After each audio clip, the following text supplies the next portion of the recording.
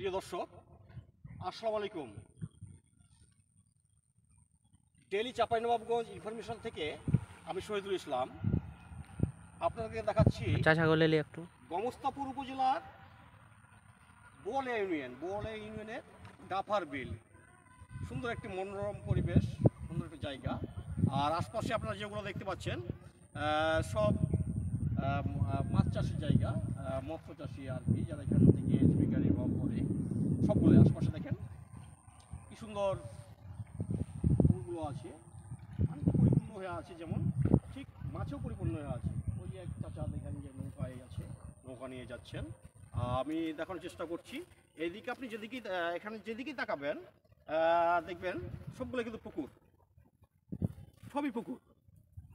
আপনি যেদিকে দেখবেন সব পুকুর।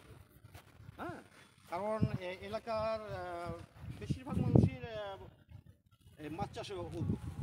শুধু এলাকা না, দূর দূরান্ত থেকে আমাদের বিভিন্ন এলাকা থেকে এই এলাকায় আসে, পুকুরগুলো ক্রয় করে ইজারা নেয়, বাৎসরিক ইজারা নেয়, নিয়ে এখানে মাছ চাষ করে।